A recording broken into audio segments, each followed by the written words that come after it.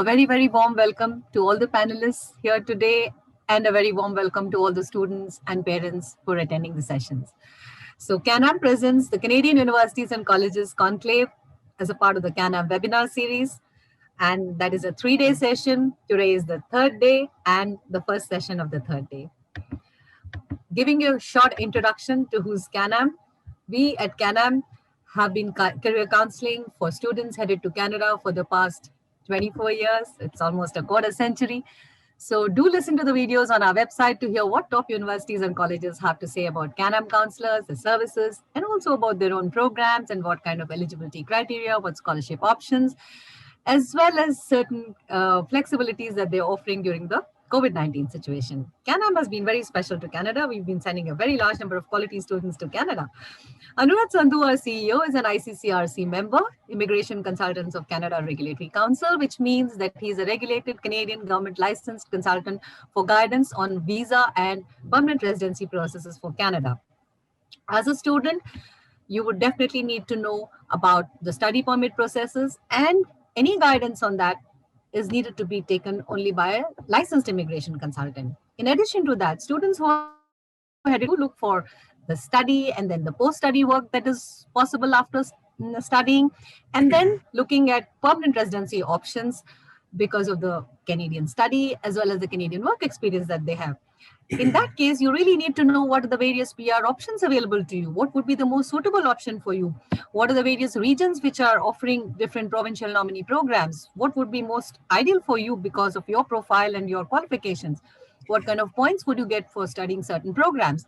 Now, all of that, you should be taking guidance only from an ICCRC member. A licensed immigration consultant. So at CanAm, we can claim this rare combination of long and licensed experience of promoting Canadian education, Canadian careers, and pathways to permanent residency in Canada. Our advice to you, please do not seek visa assistance or PR guidance from unlicensed agents. You'll hear more about this in a few sessions, in the evening sessions as well. CanAm is one of the largest overseas education consulting companies with a network of offices in over 30 locations across India and in Toronto, Canada. We give career advice to over 2 lakh students and professionals each year and process about 75,000 applications for university and college admissions in Canada. Our artificial intelligence-driven platform, iApply, has contributed significantly to these numbers this year. In fact, we're extremely grateful to our Canadian universities and college partners who've been supporting us throughout this pandemic year. And we've conducted about 90 odd live webinars with question and answer series with our university and college partners. And we've also shot for about 150 odd videos with them. And that has helped us to reach out to such a large number of students. In fact, even today's conclave, because of all of you contributing so largely to it as panelists, as real experts in the Canadian education industry, we managed to reach out to more than 10,000 students. So thank you all for being part of this. And CanAm offers free services, yes. And the free services include live interaction with delegates through webinars, visits, web fairs, conclaves, career counseling, admission services, getting application fee waivers where possible, visa guidance, providing scholarship options where possible, and interview preparation where it's needed. So why this conclave? As leaders in promoting Canadian education for 2.5 decades, this conclave by CanAm is a logical step towards removing myths and clarifying a lot of frequently asked questions that have been confusing students all along for a lack of regulated guidance and licensed consultants in India. In fact, we thank our panelists for taking time out of their zones and sharing this responsibility with us in reaching out to students and parents on 8 hot topics related to Canadian education. So, focusing on Canadian education and skill development planning for Indian students and working professionals, the topic for today's session is Students Desire Permanent Residency in Canada After Their Study and Canadian Work Experience. Is this the only reason why Canada is the top destination country? So, promoting Canadian education with a global career perspective, the panelists for today are, and I'm announcing this in an alphabetical order: Elena Balboa, First Secretary Migration, High Commission of Canada, New Delhi, India; Elena is the first Secretary Migration since July 2018 at the High Commission of Canada in New Delhi, India. Welcome to the panel, Elena. Our second panelist, Kate Pulanov, Second Secretary Migration, High Commission of Canada, New Delhi, India. Kate is a Second Secretary Migration since August 2019 at the High Commission of Canada in New Delhi. Our third panelist for today, Care, International Student Recruitment Officer, Memorial University, Newfoundland, St. John's, Newfoundland. CARE has been recruiting students for Memorial University of Newfoundland since 2007. This has included countless trips to India and visits to CanAm's branch offices all across the country. He holds a Master of Arts degree in Higher Education, Administration and Leadership with a specialization in International Education. Thank you for being with us, CARE. Panelists 4, Maria Mathai, founder Advisory and advisor to University of Alberta and University of Guelph. Maria has been a Canada expert for the last 17 years. She has worked extensively with the Canadian institutions to make the admissions process simpler for applicants from India. She was awarded by the Governor General of Canada for her efforts in 2014. Currently, she acts as advisor to University of Alberta and University of Guelph. Thank you for being with us today, Maria. Thank you, Ganga. Panelist number 5, Sushil Seli, Regional Manager, South Asia, Saskatchewan Polytechnic, Saskatoon. Sushil has been working in Canadian post-secondary education sector for more than 18 years in various capacities, which include as an instructor, program coordinator, marketing and business development manager for South Asia and Middle East. He has experience with public colleges and universities in Canada across Ontario, British Columbia and Saskatchewan. Currently, he is a regional manager, South Asia for Saskatchewan Polytechnic. Thank you for being with us today, Sushil. Our next panelist, Tony Monroe, Manager, International Recruitment and Partnership, University of Waterloo, Ontario. Tony is a manager of international undergrad recruitment at the University of Waterloo. He's been involved in student recruitment and been a co-op coordinator at the university. His current role is focused on managing Waterloo's recruitment efforts globally in order to maintain and strengthen the university's diverse student body, students from over 80 different countries.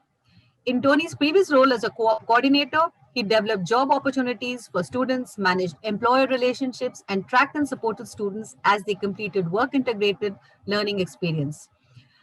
All this has given Tony a unique insight into the motivations and benefits for both students and employers in combining education and work experience to maximize learning, enhance workplace contributions, ease employment transition, and promote career launch and development. Thank you for being here today, Tony. My pleasure. And the last part, the panelist number 7 for today, Tony Williams, Vice President, Marketing and Recruitment, University Partnerships, North America, Navitas, Canada. Tony Williams is the VP, Marketing and Recruitment for UPNA. Tony brings to Navitas a long and successful history in international recruitment. He has led international recruitment efforts at the University of Alberta, at Lakehead University, and at the University of Winnipeg. Most recently, Tony built and launched ZEP, an applied artificial intelligence company that matches students with post-secondary programs in Canada and the US. Tony is a graduate of the University of Alberta and is based in Edmonton, Alberta. Thank you, Tony, for being here today. And our last but not the least panelist, Anurag Sandhu. Now he'll complain that I've not put him in alphabetical order. Don't complain, Anurag. That's okay. CEO and ICCRC member, CanAm Consultants. Anurag Sandhu, founder and CEO of CanAm Consultants, is an engineer by qualification. After gaining experience in prominent engineering companies for a few years, he co-founded CanAm that has been providing overseas education solutions to students for 25 years now. A certified member of ICCRC, he was amongst the first set of licensed Canadian immigration consultants globally. A warm welcome to all the panelists today. And students, please continue to post your questions. Click on the chat button on your screen, type in your WhatsApp number, name, and the city that you're located in along with your question. An expert CanAm counselor closest to your location will contact you. And if your question is absolutely unique, we'll pick it up for one of the panelists to answer. The rest of them will be answered by Team CanAm. So thank you all for joining in. And we now start with the panel questions.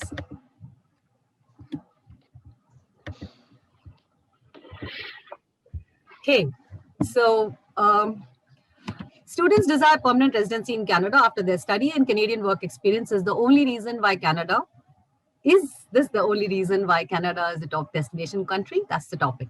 Now, India has a huge educated generation of parents now, where both parents could be working professionals. It all started when the IT boom began in India, and their children now are ready for higher education. Permanent residency is attractive to them, but that's not the only reason why they choose to study in Canada. Let's hear from the experts. My first question is to Tony Munro.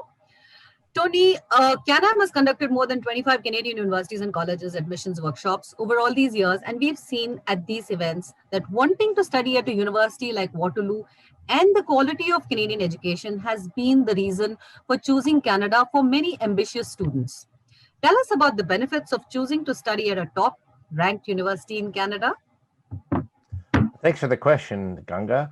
I think what I'll do is maybe sort of provide my answer by starting just with sort of a caution to be careful about rankings. It's important that sort of as students and parents consider their choices and they look at rankings, they need to understand what rankings are based on. Some rankings are based on factors that actually would have almost no impact on a first-year student, or in some cases not even have any impact on any part of their undergraduate degree. So when you're looking at rankings and you're considering rankings, it's important to sort of understand what is behind those rankings. Now, some rankings are university-wide, some are program-specific, some may only apply to certain types of schools. And so find the ones that reflect issues that are important to you, whether they be international rankings or national rankings. Now, in Waterloo's case, our national ranking is a recognition of our reputation among industry leaders for developing leaders of tomorrow, as well as our academic pedigree, both in terms of research and scholarship. What I would say is that our high ranking, it leads to a stronger reputation, as well as a recognition of our degree. And what that provides to students is a portability to their degree. So the idea that when they come and they get a degree from a top-ranked university like Waterloo, that degree and that experience they will then be able to take that. It will be both respected and recognized around the world, whether they choose to stay in Canada, whether they choose to return to India, whether they choose to go anywhere else in the world for their career.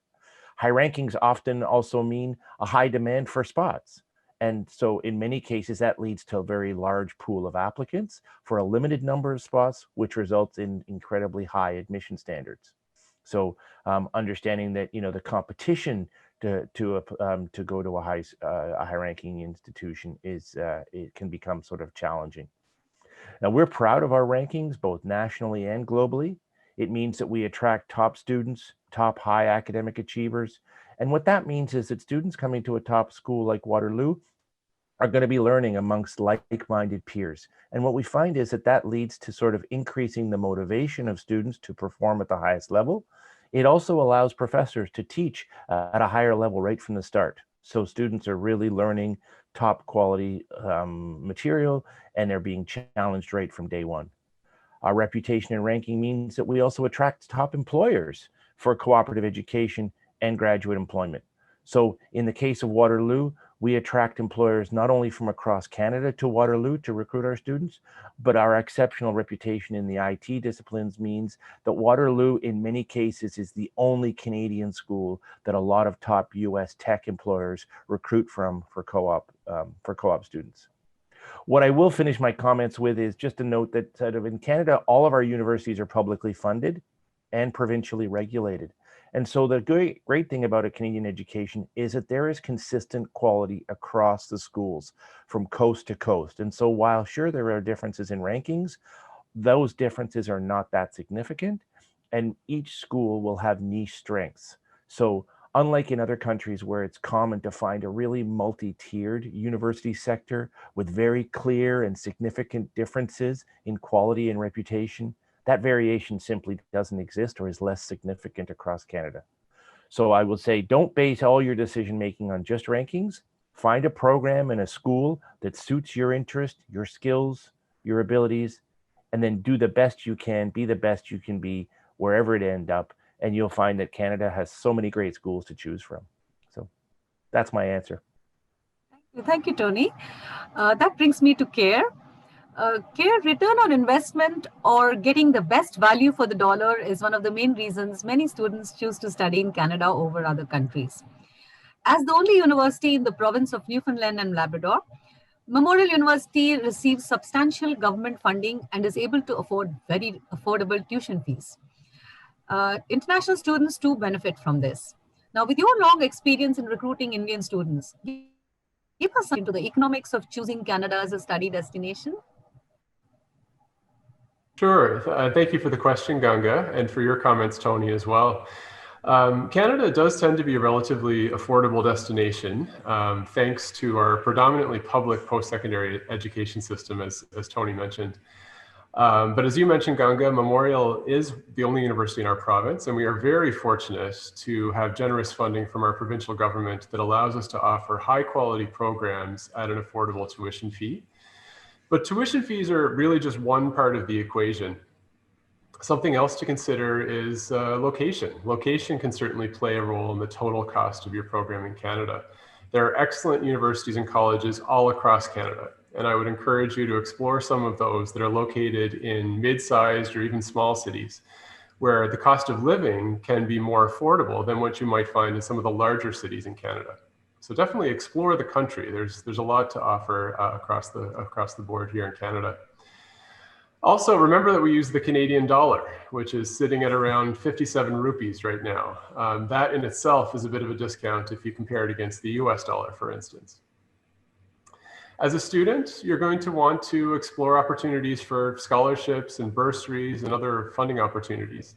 Many universities will offer entrance scholarships along with their admissions offers and have additional scholarship opportunities available after first year as well. These are often merit-based, but in some cases they may be need-based as well, so it's really worth exploring. Scholarships may not always cover all of your expenses, but they certainly help.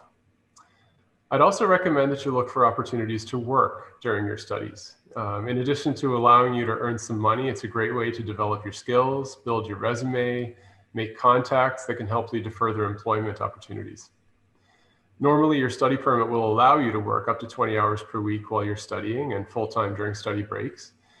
And there are often a variety of student jobs on campus. And for instance, at Memorial, we have a program that creates part-time jobs specifically for international students. You can look for something off campus as well. Cooperative education, or co-op, is a popular component of some academic programs in Canada, allowing students to work full-time in an area related to their degree. So you earn money, but you also gain experience and grow your network in your field or industry before you even graduate. At Memorial, we have mandatory co-op programs with our commerce, engineering, and human kinetics and recreation degrees. It's also optional with majors in some of our arts and science programs. You'll also want to take full advantage of the career development centers on our campuses to help with your resume, cover letters, interview skills, and to learn about job opportunities. So really take full advantage of all the services that are offered to you as a student here in Canada.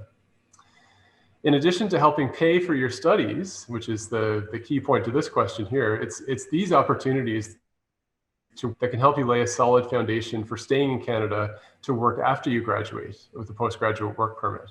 So really take full advantage of that opportunity to gain employment and help pay for your studies.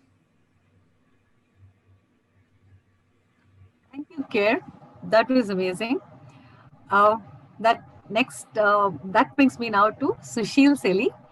Sushil, a thriving economy with incredible employment opportunities attracts many students to choose Canada as their study destination.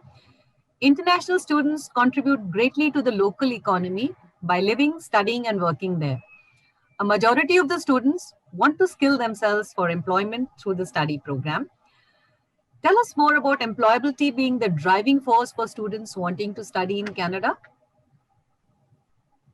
Thank you, Ganga. And surely a thriving economy which drives employment and other opportunities in a province or across Canada will also be among, could also be among one of the reasons that students choose a certain location or a certain institution, as I mentioned by the previous panelists very rightly. So, for example, in Saskatchewan right now, even during this pandemic period where all of the economy across the world was hit and is now recovering slowly in some parts, Saskatchewan has had a good economic recovery, and we have a lower, pretty low unemployment rate right now in Canada, and the local economy and the local economic factors driving the economy have been largely a big attraction for students to come to Saskatchewan to study and then work there and get a PR as well, because there are certain PR programs specific to Saskatchewan which have helped them to fast track that. We at Saskatchewan Polytechnic, being the largest public college in the province, cater to this employability demand in the province by offering more than 80 programs across fields like business, IT, engineering, health sciences, hospitality, mining, construction, transportation. And all of our programs, like several others across Canada and other institutions, are very industry-driven programs, which lead to high grad placements eventually. And of course, as mentioned earlier as well, employability and return on investment through that is certainly a motivating factor while choosing Canada as a destination. And Saskatchewan Polytechnic play a great role in ensuring all the students who come to us and take our programs to get that benefit out of the programs. And I believe that's the key for all institutions across Canada, to skill and prepare students for employment and make them employable in terms of giving them the applied knowledge for their respective fields. I think that's pretty much. Thank you, Sushil. Kate, my question to you is, number of Indian students getting study permits for Canada has only been steadily increasing in the past 10 years. Students give you their reasons for wanting to study in Canada by view of your being in the IRCC. What, in your views, are the top 3 reasons for Indian students to choose Canada as their study destination? Hi. I think the main 3 reasons why Indian students decide to study in Canada are as follows. The first being the opportunity to study at a highly ranked or recognized institution. I think the quality of education and the student experience is a big factor for Indian students when deciding to choose Canada as their destination for studying. For example, I graduated from the University of Ottawa in 2017, and it was a fantastic experience. We had a very active campus life, whether it was festivals organized by the student union or networking events organized by the faculties. And I imagine that this is the same among the other Canadian universities. Then the quality of education was great, and it gave me the opportunity to join the federal government. Canadian cities like Ottawa are clean, safe, and they have a high quality of living. And I think that's one of the main reasons why Indian students look to Canada for studying. The second reason, I think, is because Indian students are looking to immigrate, and whether their studies help them via the express entry route or the Canadian experience class. And lastly, the final reason why I think Indian students pick Canada for studies is the opportunity to receive Canadian work experience. For example, during my studies, I worked part-time to support myself, whether it was for textbooks, rent, or whatnot. And then during my final years, my peers and I were able to receive student placements or co-ops with various organizations. And given the high cost of studies for Indian students, I imagine that they appreciate the opportunity to support themselves during their studies. And so these are normally the reasons why I see that Indian students are picking Canada as their top destination for studying. Thank you, Kate. Elena, my next question goes to you. Percentage of study permit refusals now are much lower than what they used to be in India about 15 to 20 years ago. Now, do you think the reason for this positive shift of percentage of visa grants is because of over the years, the Indian student is now more aware about what Canada has to offer? They make more focused choices and brighter quality students apply. And are we as recruiters reaching out to the right profile of students and guiding them to the right programs?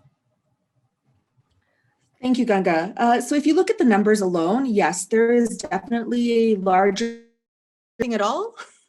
We heard you, but actually it was, your voice kept dragging. Maybe there's an unstable internet connection. Yeah, we're in the building with these thick concrete walls. It's not always the ideal place to hold these webinars. Am I a little bit clearer now? Yeah, much better, much better. If you can just Okay. last 2 minutes. I'm like close to the window pointing the mic out that way. So I think that seems to have worked. Okay, so let me just, shall I answer the question Yes, top please. to bottom again?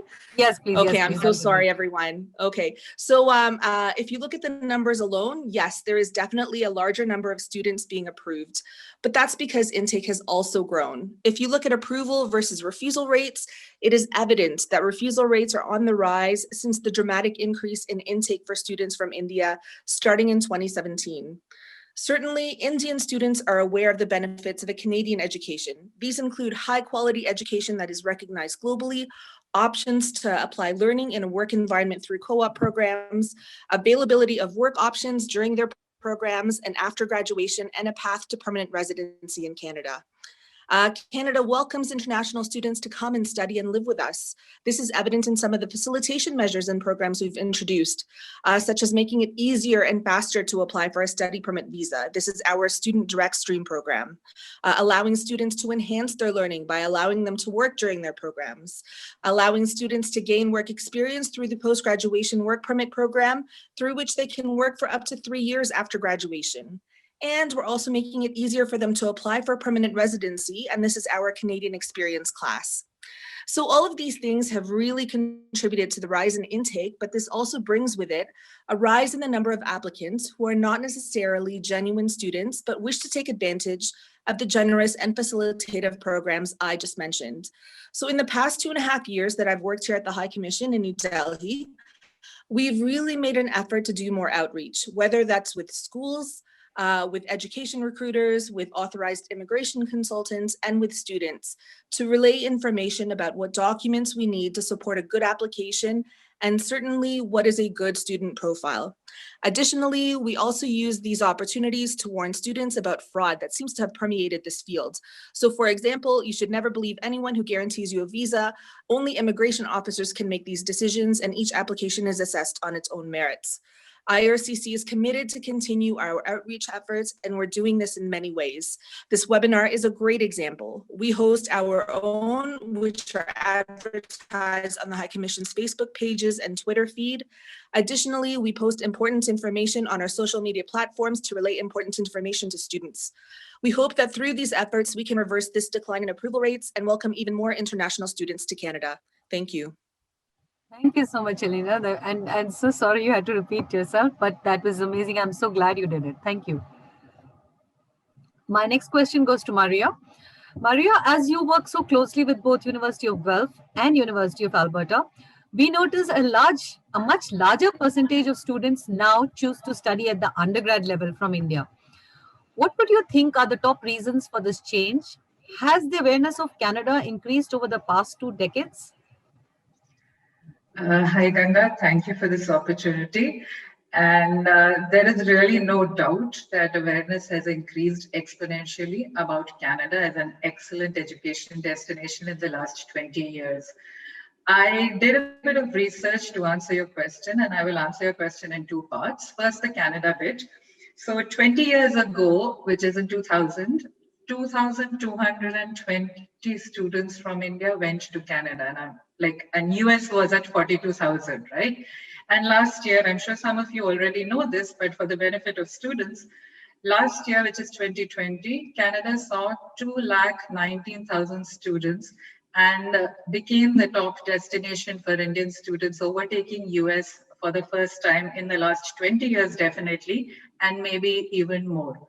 So these numbers clearly demonstrate that we, that is Canada, have moved beyond the awareness stage, and now Canada is the preferred destination for Indian students.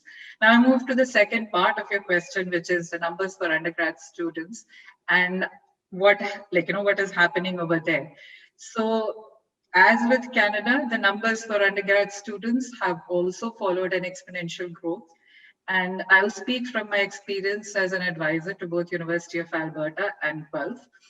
Both these universities have been visiting India for the last 20 years, maybe more. And the focus for both of them has been to encourage students and parents to join for bachelor's study. So this is one thing which has always been unique about Canadian universities. 20 years ago, or even 15 years ago, it was something that there was a focus on undergrad, whereas all other countries were promoting at the master's and the grad level. And Canadian universities, Alberta, including Alberta and Guelph, were unknown entities for Indian students 20 years ago. Today, both these universities are familiar names for Indian students, and we're seeing high-performing students applying to these universities and keeping them as first choice.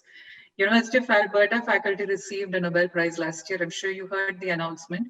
So there are these global recognition which has happened for Canadian university excellence. There is local recognition and a local brand which has been built by university recruiters traveling every year, sometimes 2-3 times a year for the last 20 years.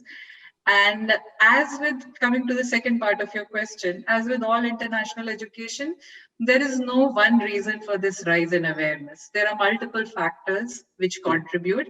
And I'd like to mention what I think are the most important factors which led to Canada's position as the #1 destination today. So one, of course, is there were factors in India. There's a population which has higher disposable income, and this happened with the economic growth of India. There is lack of space and quality options here in India, especially at the undergrad level, which is again forced parents and students out of their comfort zone and encourage them to look at undergrad options abroad. Second is global factors. Changes in policy of other destination countries coincided with a push from Brand Canada. The prohibitive cost of university education, especially in undergrad level in some other countries, and of course, the changes in the political environment and leadership with attitudes towards international education going through a kind of an up and down trajectory. So this is the local and the global factors, but I think most importantly, what I would feel is the most important factor is the hard work put in by Canadian universities and colleges, partners like you who've been at it, I think, for 20 years, if not more, and policy changes that Elena spoke about. Like those policy changes have really helped build Canada. So there are here is an old hat, like I haven't met Tony, but Tony is also has worked with Alberta. So there are people who've committed to India for the last 20 years, if not more, and that has really helped build the undergrad brand. Thank you, Maria. That was amazing. Now to a very contemporary topic, I speak to Tony Williams. As the world adjusts to a new normal, the twin factors of safe and stable and open and welcoming return to prominence. Sounds familiar, Tony? I picked it up from the Navitas Agent Perception Report, which threw up some interesting results about Canada as a destination country in the current scenario of the pandemic. Would you tell us about it here, please? Well, so some of the interesting things about Canada, I think a lot of students have a misperception on it, is that that Canada is a lower ranked destination than the United States, that the universities aren't at that level.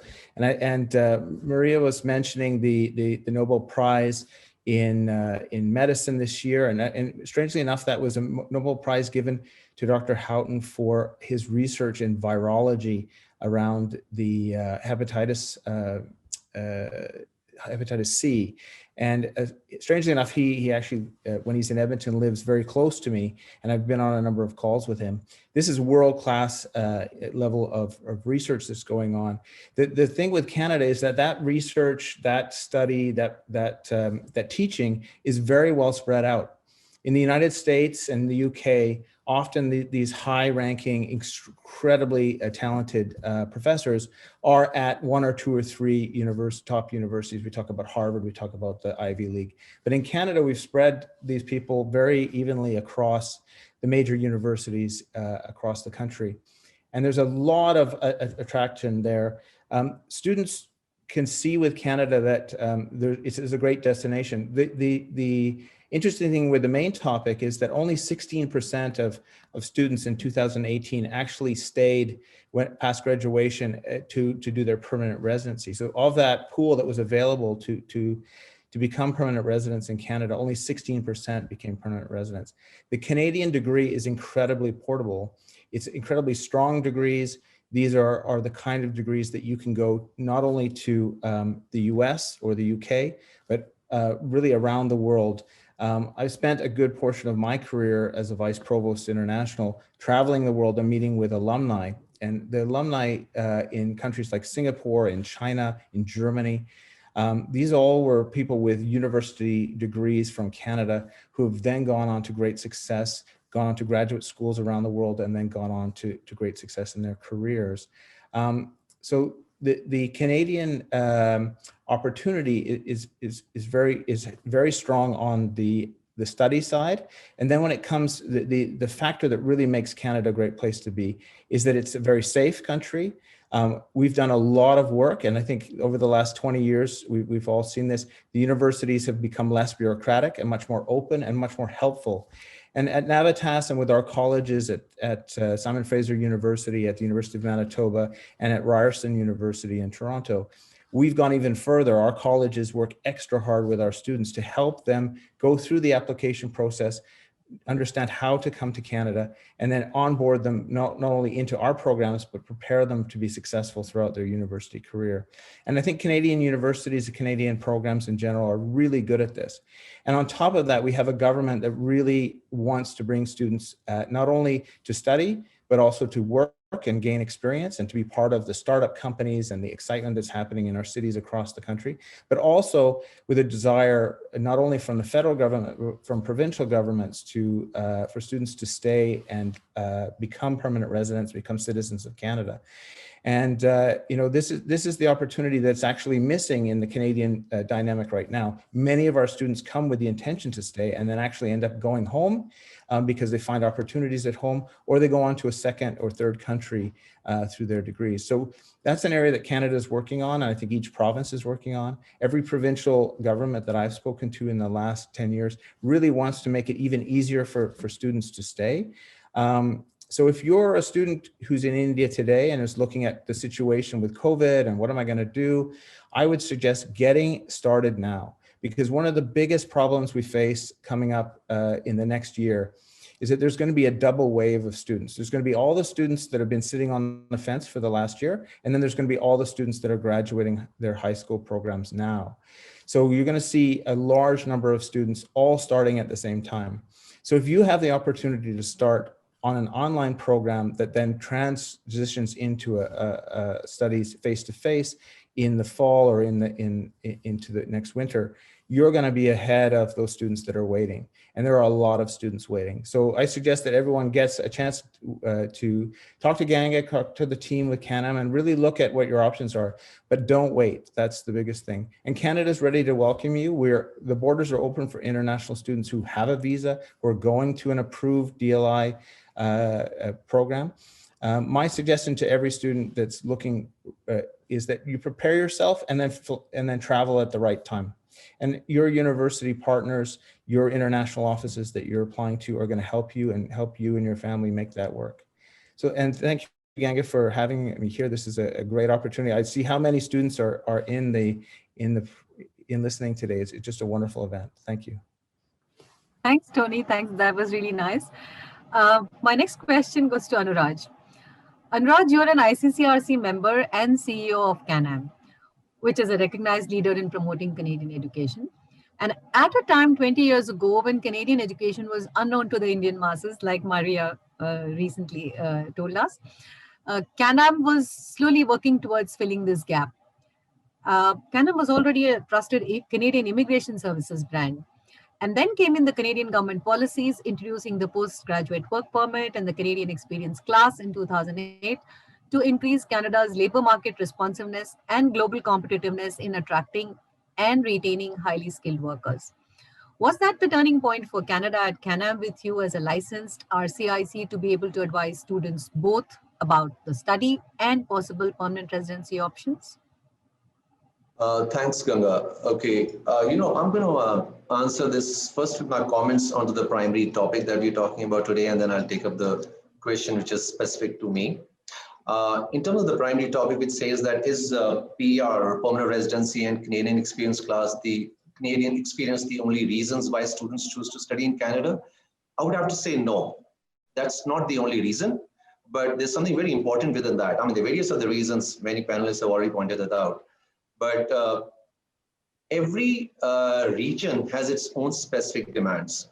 And when we talk of India as a region, permanent residency, Canadian experience, and return on investment becomes the key drivers for the education system. And so, though they are not the only reasons, but yes, they are very important reasons as far as Indians choose to study in Canada. As far as my own question, the question which is related towards me, I would say that whenever the policies changed from that post-study work permit came in and the Canadian experience class came about, we were not just a turning point for us, it literally catapulted us into the education domain. We were already a major immigration consulting company with a pan-India presence, and the huge demand was created in terms of students seeking information about the changes which had happened. And there was nowhere else as well positioned as we were to take on the demand. And education, from being a minor aspect of our business, has over these years become a majority of the business and is almost the main business right now for us. And now, that's the short answers to those two issues. Now, let me just give you a little backgrounder on, which is very relevant, and I'm going to speak in a more like a layman's language, which a large number of the students and parents who are our audience right now can understand that why education as a means to fulfilling the aspirations of an Indian student, which are related to work rights, permanent residency, and return on investment, is going to remain relevant. And I believe it's going to remain relevant. And to start as a backgrounder, I would like to say that as we have noticed in most developed countries, Canada being one of them, they suffer from two major hurdles or faults within the system. And one is the declining birth rate, which is a complex lifestyle related issue. I would not like to go into the details of that. But a declining birth rate also leads to an aging population. And currently, I mean, if you look at it in 1970, the median age of a Canadian was 35. And right now it's 40 plus. And in the next 10 years, nearly 9 million people out of the 38 million that we have right now in Canada are expected to transition into the retirement zone. So for the economic engine to run, they need fuel.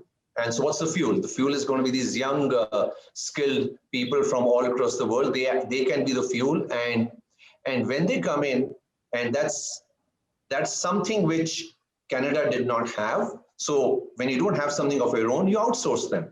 And when you are outsourcing skilled people, skilled young people, you're doing two things. First of all, you're filling up your skill shortages. And second, you're creating a consumption. Because when new people come in, they're consuming in terms of housing, in various infrastructure like education, healthcare, food, retail, you name it all. There's a whole set of businesses which tend to benefit from new people coming in, and that makes the engine run. Now, for Canada to need those people to come in, for the fuel to come in and to outsource them, they have to be attractive enough. And Canada by itself has, over these decades, demonstrated through various rankings as the best country to live in. It has various benefits like a strong economy, ethnic diversity, political stability, fantastic healthcare education system. Everything is going good for Canada. So they have these great things which is taken that Canada is a great place to live in. Along with that, one very important change which has happened and which has been very positive and from the government's point of view with their dynamism towards keeping the economy going was that they have been able to create a very balanced, inclusive, and a dynamic migrant integration policy. You know, there's an index which is called MIPEX or MIPEX, which is the Migrant Integration Policy Index. that has placed Canada at number 4 in the world in terms of desirability for people to come in because of the positive policies of the country. The top 3 are some European countries. They are non-English speaking. So when it comes to English speaking countries, Canada is the number 1 in terms of the MIPEX index. And that's a position which in the past has been enjoyed by USA and Australia, and Canada is there at number 1 right now. And when you look at the policies plus the overall attractiveness of the country, it brings in a need for people to move into that country. So that because of these attractiveness of Canada, a larger number of people wish to move there, wish to make a life over there. And that means the number of people applying to come to Canada is actually more than what they need, which is a fantastic, great, positive space to be in. And now, so that gives Canada an opportunity to be in a position to choose. So that's how these immigration policies come in. And under the economic class, which I'm talking about besides the family class, that's federal skilled worker or federal trades or even the Canadian experience class, provincial nomination programs, and so on and so forth.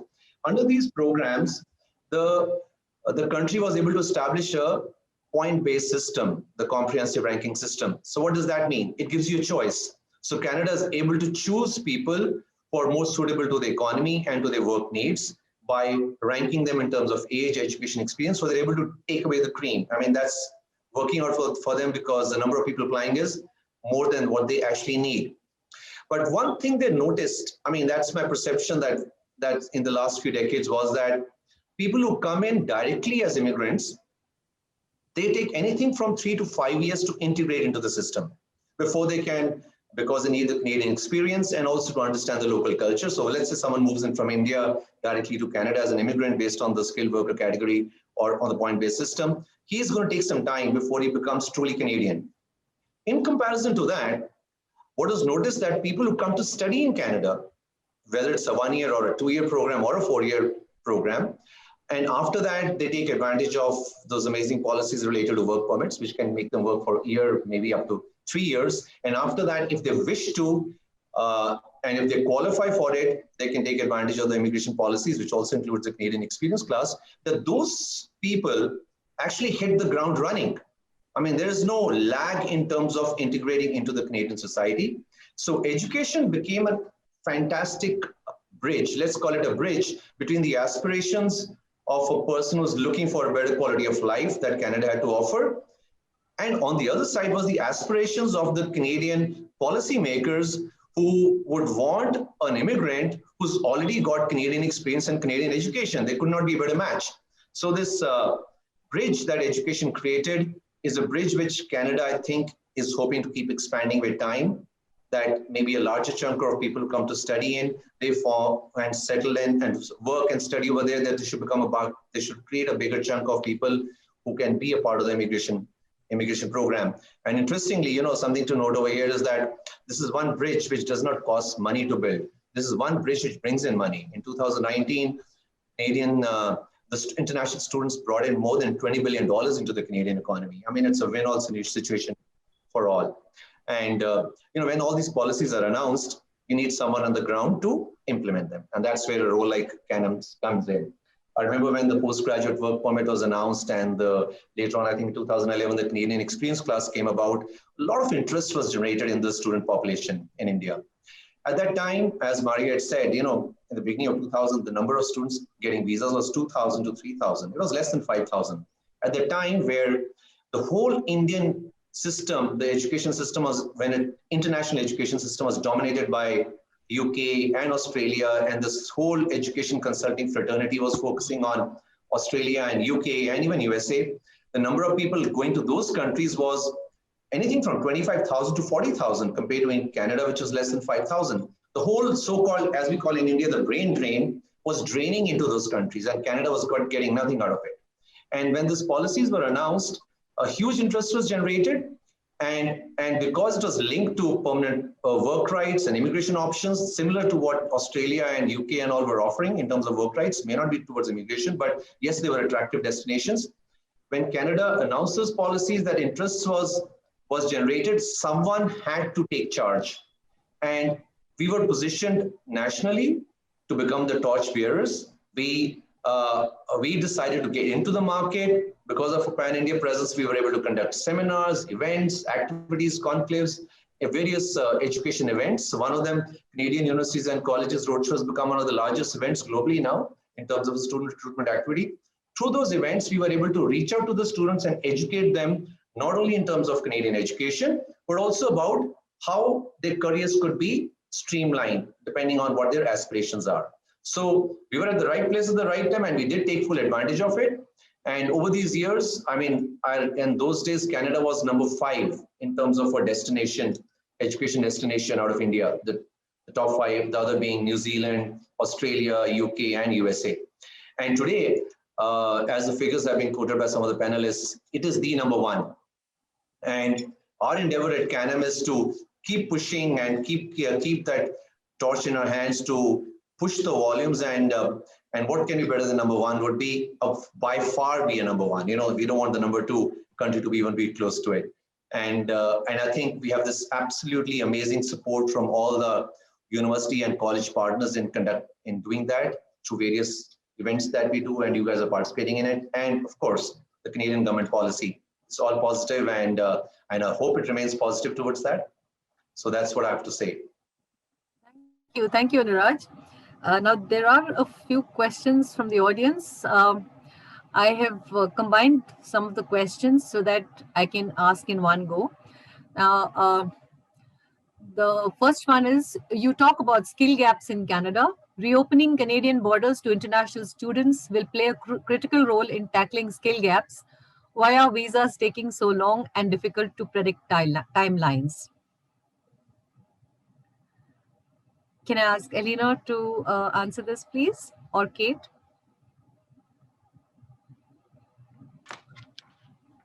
Hi, Ganga. So can you just repeat the first part of the question? Yeah. You talk about skill gaps in Canada. Reopening Canadian borders to international students will play a critical role in tackling skill gaps. But why are visas taking so long with difficult to predict timelines? Right. So normally we do certainly have standard service delivery times that we like to adhere to.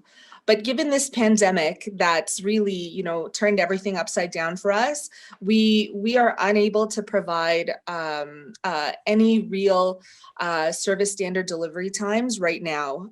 We're hoping to get back to that place where, yes, certainly you can rely on certain timeframes to get your application processed. And we're, believe me, working hard to get there, but we are just not there yet. For us, especially being located in India, while the COVID-19 rates are certainly dropping here, it is still very evident and here present in India.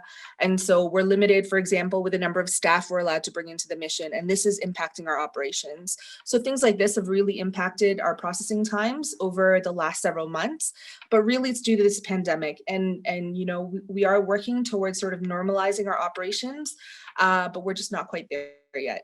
Thank you. Thank you, Elena. And I think that was all we had time for. So I heartily thank our expert panel for advising us on the various benefits for international students studying in Canada. Whether you choose to study in a large, vibrant Canadian city or settle on a small campus in a warm, welcome community, your experience can be one that will shape your life. The Canadian government has made significant efforts to encourage international students to settle permanently in Canada as they help create jobs and fill labor shortages so Canadian businesses can thrive.